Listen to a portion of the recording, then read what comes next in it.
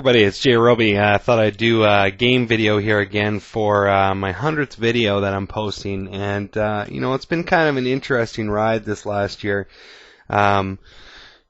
It would be so awesome to make a living off of chess, but obviously that's not possible for the vast majority of us. So, this last year has been extraordinarily busy with work and family and all kinds of things, not to mention trying to get out the chess videos that I wanted to get out. And but I looked back, kind of reminiscing here. I'm coming up to my 2nd year anniversary for playing chess and 2nd anniversary of posting chess videos. And what I had done over this last year is focus primarily on making videos on things that I was interested in at the time. But I'd realized that it's been a long time since I've posted my own personal games, so I got to fix that this summer. I've got some time, and I want to get that caught up to speed. I took a break from playing standard rated games actually for a number of months, and my original thoughts on that was that I was going to start playing chess tournaments and get an official rating for our National Chess Federation.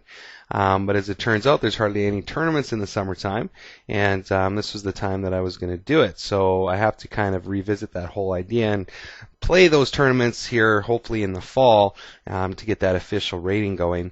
But for now, what I got to do is I got to catch up on my video games. So what's going to happen is I'm going to go through some of these older games that I had played when I was doing the standard time control games, get caught up to speed with where I was, and playing them again now. I'm going to try to commit to play a number of games over the holidays that I have to see what I can do with that standard time control rating. So this game took place a while ago, but it's kind of going in order of the games that I played in standard. I've got all my games saved for standard time control, and I've started to save my blitz games too, although I don't really get a lot out of my blitz games because quite often I'll play throwaway stuff in my blitz just to see what it's like, and I don't get a lot of learning out of that. So, but I do save those too, and I'm thinking that I'll probably be putting all my standard time control games on my website at some point. I just got to get around to designing the page for it. So what this means is basically moving forward, once I get caught up to where the rating is now for my standard time control games, I'm going to begin to post every standard time control game I play. And maybe if I lose from just a completely ridiculous blunder, I might not post that. But I will be posting losses and wins consistently, because I think that after 2 years of chess, and given the fact that I've got a lot of other things going on in my life, I think that what I've accomplished in 2 years is pretty good, and I think that it's definitely worth going over. But I think I'm getting close to the point now where every single loss and every single win, I'm going to have to analyze them very carefully, because I don't want to plateau. And by plateau, I mean I don't want to reach a rating where I can't progress. So what I'm going to be doing is, if I lose a game in standard time control, it's going up, and if I win a game, it's going up. And I'm going to be asking for your guys' feedback. I'm going to share my thoughts on the wins and losses, and I'm not going to hold back any punches. I think that one of the reasons why people plateau in chess is they get to a point where they just don't keep pushing it and don't keep working towards finding the problems in their thought process. And I don't want that to happen. I think that would be kind of a bad thing to take place if I just plateaued and stuck around there. And I know it's tempting. I know historically when I was playing chess, as a new chess player, it was always tempting when you got that next highest rating to kind of sit back and enjoy it, and just take a look at the rating and say, yeah, I achieved that. And but it makes you hesitant to play, makes you hesitant to push. So I can't be worried about ratings. I got to be worried about improvement, and improvement's going to come, and the rating's going to go up and down and up and down, and hopefully with as much focus and study as possible, you'll have more ups than downs. So we'll see how it goes anyway. But I've definitely reached the point now where where every game is going to matter, and it's going to be posted. Now I'm going to also continue on with my other chess series because you know what, I really enjoy a lot of the ones that I've been doing, and that's part of my chess study. That's why I do it, and that's the reason why I started this YouTube channel. When I first started playing chess and I wanted to participate in YouTube, I thought that that was a great mixture, and so everything that I've learned and you know, struggled through in chess, you know, I posted in video format, and I'm going to continue to do that because a lot of the things that I study, I like to share, not just to share what I've learned, but also to get feedback to make sure I've learned it properly. And hopefully you guys found that useful as well. And I think that, you know, as we get into this this struggle against plateauing in chess performance, I'm pretty sure that a lot of you will also be going through this as well. You might have been going through it already. I know a lot of my subscribers are very strong chess players and they have very high ratings, but I also know a large majority of my subscribers are, you know, at or near my level of performance. So hopefully everybody will find it beneficial to go through this struggle, because the subscribers that I have that have a very strong chess rating have been through it themselves. And if there's one thing I've learned about making these YouTube videos is that those people are very willing and open to you know, share their experiences, provide their feedback, and give advice. And I can't stress enough how much help I've got from my subscribers. Like, I mean, you guys have helped a great deal. And I was also fortunate enough to meet a gentleman who was a United States state champion on 4 occasions, to play him with some over-the-board chess. And he's a very strong player. I beat him once. But he pummeled me a number of other times. But I was very fortunate enough to meet him. But anyway, let's get back to the video here. So in this game I was playing white, and I remember it because this was the first game over 1500 where I was able to maintain a rating at the time over 1500. And I had surpassed 1500 at several games before, but then I hit kind of a slump. I don't know if you've experienced it yourself, where you reach kind of a new personal best, and you know, the thought comes into mind, well, geez, you know, I sure hope I don't mess something up and fall back down into the other rating area. And lo and behold, that happened. And you know, once again, that kind of ties into the whole thing of you know, not being afraid to lose and focusing more instead on just playing the game, having fun, and using what you've learned. So this game sort of started that all off for me about the 1500 rating. So I was playing white in this game, and I played e4, and my opponent played pawn to e5. I played knight to f3, and he got into the Philidor defense by playing pawn to d6. And from here I played the most common move, which is just simply to push the d-pawn up to d4, attacking the pawn on e5, and my opponent brought his bishop up to g4. Now, black's primary reason to bring out the bishop in this position is to pin that knight down to the queen, because black doesn't want white to have an extra attacker here on the e5 square, you know, to win an extra pawn early in the opening. So for example, if after this bishop to g4 move, if white takes the pawn and black recaptures with the pawn, well, white can just trade the queens off and then snag up that extra pawn there on e5. So black definitely wants to avoid that. So after playing bishop to g4, once white takes that pawn, the first move that black's going to play in this position is taking that knight here on f3. But from here, obviously, white recaptures here on f3, and then black takes that pawn on e5. So play continues now. I played my bishop up to c4. It's the most played move in the position, and it's throwing 2 attackers here on f7, threatening checkmate, and just you know, a good solid developing move. Black in this position has 2 good options. Black can bring the knight out to f6, or it can play the queen up to f6 as well. The most played is developing the knight, but here my opponent decided to bring the queen up to f6. Now obviously I don't want to trade. It just helps him develop that knight out, so I swung my queen over to b3, lined it up behind the bishop, so I've got 2 attackers now on the f7 square, and what that basically means is this black queen here on f6 is going to have to hang around for the short term until either black castles and gets a rook defending that pawn, otherwise I can just come in and score up that pawn for free. But also queen to b3 is attacking the pawn on b7, so it kind of forces black's hand a little bit here to play pawn up now to b6 to prevent that. And in this position I played queen to b5. And in retrospect, this wasn't the best move to play in the position. I think that what my thoughts were at the time is I was anticipating the c-pawn to be pushed up here to c6, and I kind of wanted to form my opponent's pawn island myself into a position that I thought would be useful. I don't think it was a great decision at the time, though. I could have just snugged my bishop up here on d5 and maybe had an extra attacker like the queen lined up as well. There's definitely other options that could have taken place. So if I swing my queen move back, a better move for me would have been just simply to castle in this position. And from here, an interesting line opportunity opens up. If black plays bishop to d6, there's a very interesting opportunity that white has to score a pawn early in the opening. And now playing the bishop up to d6 is just simply a developing move, preparing to castle. But black, in the process of doing so, misses the nice move bishop to g5. Now it looks like white's giving up the bishop for free, because as soon as that's played, black is going to capture that bishop. But check out what happens now, because we got to tie back to that defense of the f7 square. Now the bishop can come in supported by the queen, hitting the check, and when the king moves to safety, the bishop can score up that knight, and when the rook recaptures, white has a very nice move in this position and simply plays queen to d5.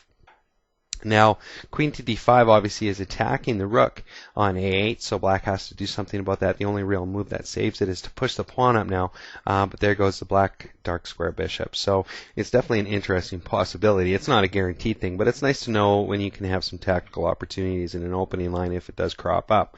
But nonetheless, I played queen to b5 check, and my opponent played the pawn up now to c6, so I swung my queen back down to b3, and my opponent developed his bishop now to c5. So I've got two attackers now on f2, and have to do something about that. So I figured at the time I would just play a development move and get that other dark square bishop out. I'm okay giving up a bishop for a bishop of the same color. So my opponent took, and I recaptured with the queen, and then my opponent developed the knight now to e7. So preparing to castle. And from this position here, I just continued with development, placed my knight onto c3, possibly, eyeing up a future d5 outpost for my knight, or even coming around to b5 and infiltrating that way. And from here, my opponent castled, and I castled as well. And then from this position, my opponent brought his other knight out now to d7. And after seeing this, I played my pawn up now to b4. I wanted to take away that outpost from the knight, the opportunity for that knight to access c5. I don't think it was the best move to play in the position, though. I think, when I look back on it with the help of the computer engines and just, taking a look at the position, if I flip back a move, I think a better move in this position would have just been to activate one of my rooks and get them on that semi-open d file. And then play could continue as follows. My opponent could do the same, but at least I can double them up, one move before my opponent does, and I can get firm control of that d file and exploit that as the game goes forward. But nonetheless, I played my pawn up now to b4. I wanted to take away that outpost from the knight, and my opponent in here moved his rook over now to d8, so preparing to get some force along that d file. I continued pawn now to a3. I wanted to give that pawn on b4 a defender, and in case that a pawn attack was coming on it. And my opponent pushed the pawn up now to b5, and I just snugged my bishop up into b3, maintaining that nice light square diagonal here to the f7 square, and giving options for my bishop in the future. From here, my opponent pushed his pawn up now to a6, and basically further strengthening this pawn here on b5, possibly preparing to start to attack my pawn island. And I played my knight over now to e2, looking at possible jump points to g3, to f5, to h5. So just basically trying to make that knight a little bit more useful in the position. From here, my opponent played his own knight now to g6, giving his knight some good access points, and I pushed my pawn up now to c4. So I wanted to begin attacking on the queen side. The reason is at the time I was thinking that my opponent was castled in a very safe position, very solid structure here, and I wanted to initiate some queenside activity and see where that got me, because most of my opponent's pieces were on its castle position, and not a lot of pieces are coordinated over here. So from this position, my opponent plays his knight up now to f4. He's got a really nice outpost for the knight, and I made a mistake here actually. I took the knight with my own knight here on f4, and I was very lucky that my opponent didn't see what was going to happen after this, because after he took with the queen, I recaptured, and the position was okay. But if we go back a couple moves here, if my opponent would have played something like pawn takes instead, I would have been in trouble, because once I played my queen up to a7 to get it out of the attack, my opponent has a nice move pawn now to f3, and all of a sudden I'm going to have a whole bunch of pieces attacking that weakened pawn on f3, and there's not a lot I can do about that. So definitely taking with the knight was not in my best interest. Instead, if I flip back a move, a better move would have been to play g3, have my opponent trade the knights off, and then I'm in a much more solid position. But nonetheless, I played knight takes here on f4, and my opponent gave me some breathing room and allowed me to just trade the queens off. And once the pawn recaptures on f4, it's still a workable position to play from. So from here, I continued on my queen side activity and took the pawn now on b5, and my opponent recaptured, and I pushed my pawn up now on a4. So I want to basically weaken his pawn island, open up light square diagonals for my bishop, and see what happens. So from here, my opponent captured the pawn, and I retook with the bishop, attacking the pawn now on c6. So my opponent defended that, and I placed my rook over now onto d1, basically attacking that knight that doesn't have a defender currently. But I think here that my play started to deteriorate a little bit. I think a better move would have been to play something like rook to c1, basically doubling up the attackers on this pawn here on c6. Play could continue as follows: knight over to e5, rook up to c5, and then knight attacks the rook. Rook takes that pawn, and the knight takes the pawn here. I think it would have been slightly better than what I played in the match by playing rook over to d1. But nonetheless, play continues now. He moves that knight over to b6, and once again I make kind of a bad decision here. I push my pawn up to g3. I should have maintained this light square bishop in the game by playing something like bishop to b3, and then when my opponent pushed the pawn, I can just take. And you know, the resulting position is favorable for white because I'm maintaining that light square bishop, and it's a very open board. But nonetheless, I played g3 in that position, and my opponent just took that bishop and then pushed his pawn up now to g5. And from here, play continued. Now I swung my rook over, thinking possibly of supporting that pawn in a push. My opponent put an attacker on it, and then I moved my rook back over to c1. So, like, I mean, looking back at this game in retrospect, I don't think I had much of a clear plan here. I think I was just trying to come up with ideas on the fly. So in future games, you know, and I've learned since then, you got to try to work out a plan as much as possible. I think that I was just basically making some moves here that weren't really necessary. But my opponent defended the pawn here now on c6, and I pushed my pawn up now to e5. And I was basically thinking that I wanted to give my rook here on a4 access horizontally along this rank here to possibly do something with this pawn island here that was shaping up on my castle position. Another move, though, that would have been better instead of playing e5 here would have been just to take on f4. And when my opponent recaptured, I can activate my king, get my king into the action, and my opponent's got doubled up pawns, so I should be able to take advantage of that. So, for example, play could continue as follows here. And, you know, it's not a bad position to be in by any stretch of the imagination, and it's definitely workable. But nonetheless, that wasn't what was played. I pushed up to e5, and my opponent pushed his pawn down now to f3, and I swung my rook over to e1 to basically support this pawn here along the e file, and my opponent pushed his pawn to g4, and now I pushed my pawn up now to b5. What I'm doing is I'm basically giving that pawn up on b5, and I'm also attacking the pawn on g4. I think a better move for me in that position, if I flip back though, would have been to play, say, something like h3. And the reason is that play could continue as follows, and once again my king becomes a lot more active in the position, and you know, I can start to attack these pawns and maintain a pawn island that would be useful. But nonetheless, I played b5. My opponent did take, and I took with check. And then from here, my opponent played his king over to f8, and I moved my rook over now to f4. I want to basically pin that pawn down to the king and start to take advantage of my pawn here on the e file. So from here now, my opponent played rook over down now to b3, defending this pawn on f3, and I pushed my pawn up, taking advantage of the pin in this position.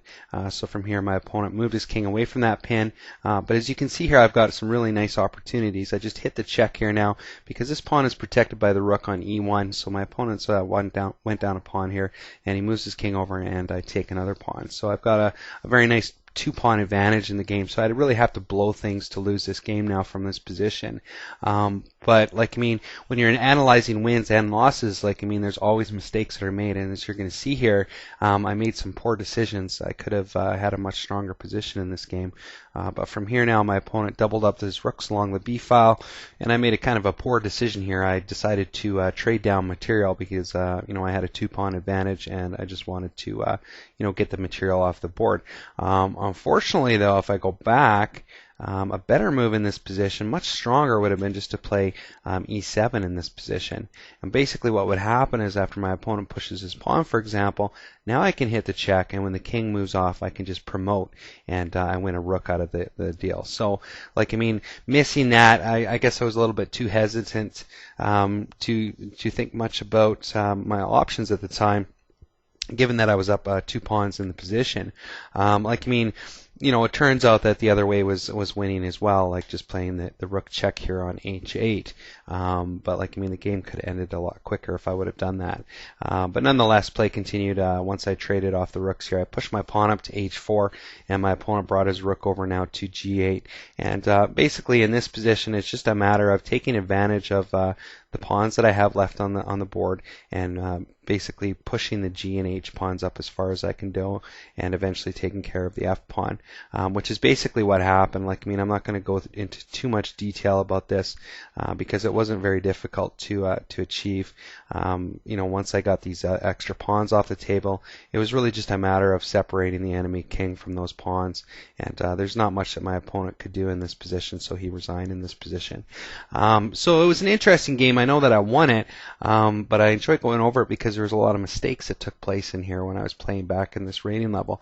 And you know, I think that just bringing those to mind and thinking about them and discussing them and analyzing them, you know, that's where it's at. That's where chess improvement comes from.